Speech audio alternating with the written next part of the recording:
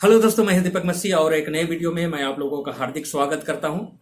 यह वीडियो मैं अपने बाइबल स्टडी ग्रुप के प्रश्नों के उत्तर में बना रहा हूं और उनका प्रश्न है, क्या नए नियम में 10 आज्ञा है? यदि है तो कहां पर लिखा हुआ है? और यदि 10 आज्ञा है तो क्या नए नियम में उसे पालन करने की जरूरत है? आज इस वीडियो में हम इन्हीं सारे सवालों का उत्तर हम परमेश्वर के वचन से ढूंढेंगे। तो नए नियम के 10 आज्ञा को जानने से पहले हमें पुराने नियम में जो 10 आज्ञा दिया गया है उसे जानने की जरूरत है। तो उसके लिए हमें जाना पड़ेगा निर्गमन की पुस्तक 20 अध्याय में, जहां पर 10 आज्ञा कुछ इस तरह से वर्णन किया गया है। पहली आज्ञा हमें मिलता है 20 अध्याय का 3 पद में, जहां पर लिखा है, तू मुझे छोड़ दूसरों को ईश्वर करके ना मानना। यानी इस आज्ञा के द्वारा परमेश्वर हमें बताना चाहता है कि हमारे जीवन में सबसे ऊंचा स्थान परमेश्वर का होना चाहिए। परमेश्वर के जगह हम किसी को भी रिप्लेस नहीं कर सकते। ना हम अपने परिवार, ना माँ, ना बाप, ना धन, ना संपत्ति, यहां तक कि अपने इच्छा को भी हम परमेश्वर के जगह में नहीं रख सकते। तो ये जो पहला आज्ञा है जो परमेश्वर ने हमें दिया है कि मुझे छोड़ दूसरों को ईश्वर करके ना मानना, क्या ये आज्ञा नए नियम में पाया जाता है? और ये नए नियम में पाया जाता है तो कहां कहां पाया जाता है? तो चलिए हम लोग नए नियम में इस पहली आज्ञा को देखते हैं। और मैं आपको बता दूं दोस्तों कि यीशु ने इस पहली आज्ञा को डायरेक्टली प्रीच किया। यदि हम मत्ती लिखी सुसमाचार 6 अध्याय का 24 पद में जाते हैं, जहां पर यीशु हमें बताता है कि हम 2 स्वामियों की, 2 मालिकों की सेवा नहीं कर सकते। यदि हम 2 स्वामियों की सेवा करना चाहते हैं तो किसी एक को हम ज्यादा महत्व देंगे और दूसरे को हम तुच्छ जानेंगे। यीशु बोलता है कि तुम परमेश्वर और इस जगत की धन संपत्ति दोनों का एक साथ सेवा नहीं कर सकते। यानी परमेश्वर को ही इस दुनिया का सारे धन संपत्ति से ऊंचा रखना है। तो यहां पर यीशु क्लियरली हमें समझाना चाहता है कि परमेश्वर की जो पहली आज्ञा है उसे हमें मानने की जरूरत है।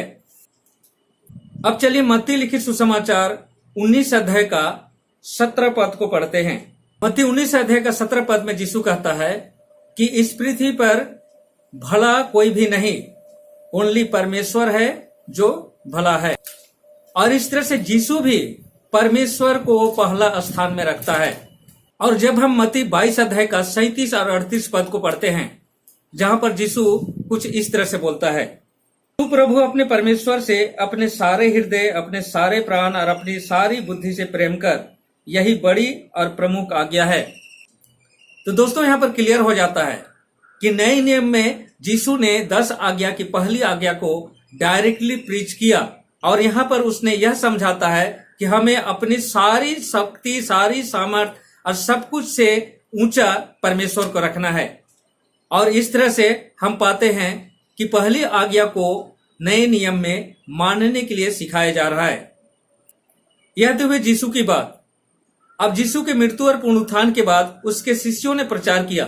क्या उनके शिष्यों ने 10 आज्ञा को मानने की आज्ञा दी? चलिए उसको भी हम लोग देख लेते हैं। जब हम प्रेरित की पुस्तक 14 अध्याय का 8 से 15 पद को पढ़ते हैं, जिसका वर्णन कुछ इस तरह से दिया हुआ है।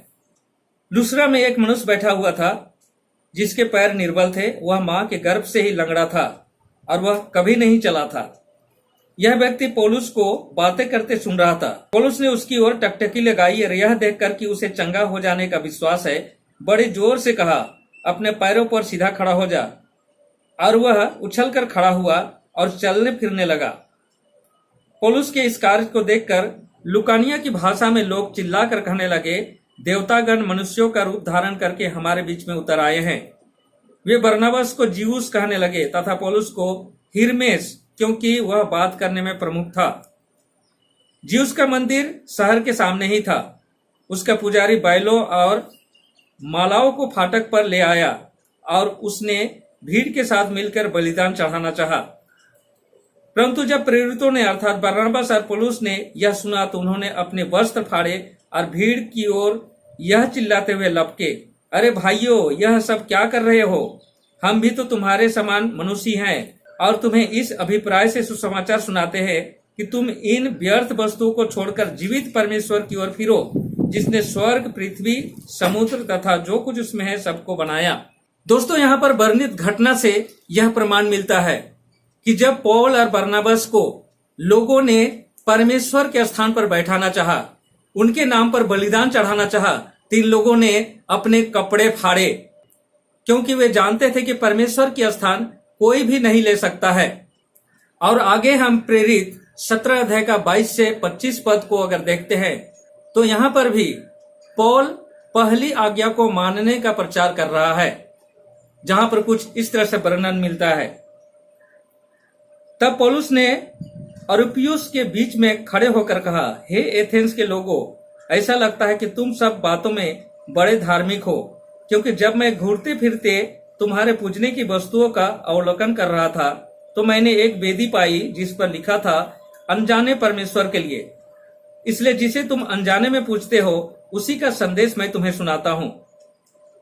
परमेश्वर जिसने जगत और उसमें की सब वस्तु को बनाया, वही स्वर्ग और पृथ्वी का प्रभु है। वह हाथ के बनाए हुए मंदिरों में निवास नहीं करता और न ही मनुष्यों के हाथों से उसकी सेवा टहल होती है, मानो कि उसे किसी बात की आवश्यकता हो, क्योंकि वह स्वयं सबको जीवन, श्वास और सब कुछ प्रदान करता है। तो दोस्तों, इन वचनों से यही प्रमाण मिलता है कि यीशु ने डायरेक्टली पहली आज्ञा का प्रचार किया। न सिर्फ यीशु ने बल्कि उसके शिष्य भी पहली आज्ञा को मानने और उस पर चलने की प्रचार किया। अब चलिए नए नियम से ही देखते हैं कि जो लोग परमेश्वर को अपने सारे चीजों से ऊपर नहीं रखते हैं, परमेश्वर को पहला स्थान नहीं देते हैं और उसके स्थान में किसी चीज को, किसी वस्तु को या किसी दूसरे को बैठाते हैं, उनका क्या हर्ष होने वाला है। यदि हम प्रकाशित वाक्य 19 अध्याय का 19 और 20 पद को पढ़े, जहां पर कुछ इस तरह से लिखा हुआ है, फिर मैंने पशु और पृथ्वी के राजाओं और उनकी सेनाओं को एकत्रित होते देखा कि उस घोड़े के सवार और उसकी सेना से युद्ध करें। वह पशु पकड़ा गया और उसके साथ वह झूठा नबी भी, जो उसकी उपस्थिति में चमत्कार दिखाकर उनको छलता था, जिन पर पशु की छाप थी तथा जो उसकी प्रतिमा की पूजा करते थे। ये दोनों उस गंधक से धधकती आग की झील में जीवित डाल दिए गए।